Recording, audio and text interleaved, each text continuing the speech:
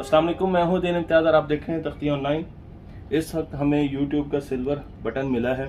सो मैंने सोचा कि इस सिल्वर बटन के ज़रिए आपको एक कहानी सुनाई जाए। तो आप पहले देख लें इस सिल्वर बटन को, और माशाल्लाह इस पर तख्ती का नाम लिखा हुआ है और 800 वीडियोस बनाने के बाद हमें ये सिल्वर बटन मिला है। लेकिन इस सिल्वर बटन की कहानी 100 साल पुरानी है। मैं आपको लेकर चलता हूँ 1920 में, जब एक मेडिकल कॉलेज के प्रोफेसर साहब वो देखते थे कि बच्चे उनके पास आ रहे हैं, तो एक बच्चा बहुत ज़्यादा ज़हीन था लेकिन वो कुछ अरसे से नीचे जाना शुरू हो गया। वो बड़े परेशान होते थे कि बच्चा क्यों ऐसा नीचे जा रहा है। एक दिन उस बच्चे को उन्होंने बुलाया। 1920 की बात है, 100 साल पहले की, लाहौर की बात है और सच्चा वाक़या। तो उन्होंने उस बच्चे से पूछा कि बेटा आप क्यों नीचे जा रहे हैं, आप तो बड़े अच्छे थे शुरू में, क्या ऐसा मसला हुआ। उस बच्चे ने बताया कि सर बात यह है कि मुझे एक सब्जेक्ट बहुत मुश्किल लगता है। अब उसको पढ़ने के लिए मुझे किसी की मदद की ज़रूरत होती है। मैं ट्यूशन पढ़ता हूँ, मेरे पास इतने पैसे नहीं है कि मैं ट्यूशन के पैसे इकट्ठे कर सकूँ। तो 4 घंटे मैं बच्चों को पढ़ाता हूँ उस ट्यूशन के पैसे इकट्ठे करने के लिए दिन में, और फिर जाकर 1 घंटा मैं खुद पढ़ता हूँ।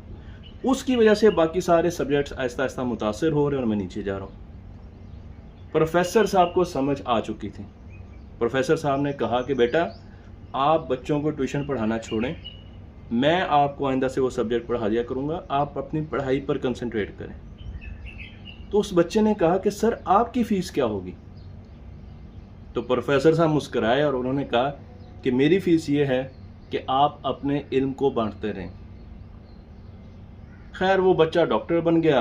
1950 में उस बच्चे ने शादबाग लाहौर का एक इलाका है, उसके मेन ग्राउंड में, जो लोग शादबाग में रहते हैं वो मेरी बात समझ रहे होंगे, उसके मेन ग्राउंड में जाकर रोज़ शाम को बैठ जाना, और बच्चे उनके पास पढ़ने के लिए आते थे। उनको डॉक्टर साहब कहा जाता था। मुझे इन दोनों के असली नाम के बारे में मालूम नहीं है। तो वो बच्चों को पढ़ाते थे और बच्चे रोज़ शाम को आते थे, डॉक्टर साहब ग्राउंड में बैठ जाते थे और बच्चे आते थे और पढ़ते जाते थे। उन बच्चों में एक मर्तबा एक बच्चा रहीम यार खान से गया।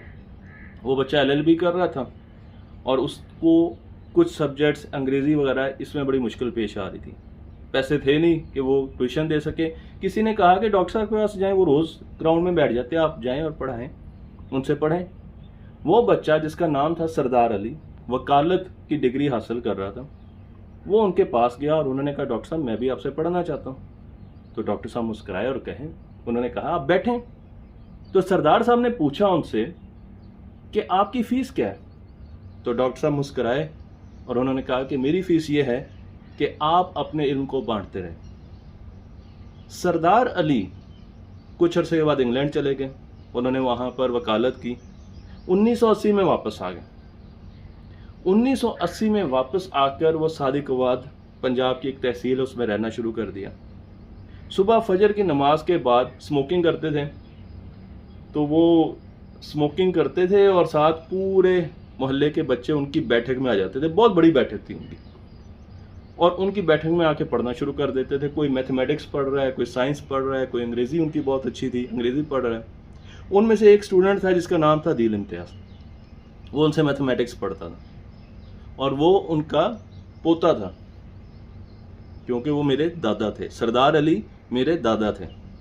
और मैं हमेशा इस ख्याल में रहता था, ये 1980s की बात है, कि दादा वो इतने ज़्यादा बच्चे आ रहे हैं, अगर आप इनसे 100 रुपया फ़ीस लें तो हमारे पास तो हज़ारों रुपए आ जाएंगे। हम तो ये चीज़ ले सकते हैं, हम मोटरसाइकिल ले सकते हैं, हम वो आइसक्रीम खा सकते हैं। मैं हमेशा उनसे ये बातें करता रहता था और बच्चों की काउंटिंग करता था जो पूरे मोहल्ले से आते थे और उनसे पढ़ते थे, और वो मुस्कुराते रहते थे। लेकिन एक दिन उन्होंने मुझे बिठाया अपने पास और उन्होंने ये पूरा वाक़या बताया कि किस तरीके से वो एक डॉक्टर साहब से पढ़े और वो डॉक्टर साहब एक प्रोफेसर साहब से पढ़े। और फिर आखिर में उन्होंने कहा कि जब भी कोई बच्चा मुझे आके कहता है कि अंकल आपकी फ़ीस क्या है, तो मैं उनको कहता हूँ, यानी सरदार अली साहब उनको कहते हैं कि बेटा जब आप बड़े हो जाएं, जब आप कुछ बन जाएं, तो आप अपने इल्म को बांटते रहिए।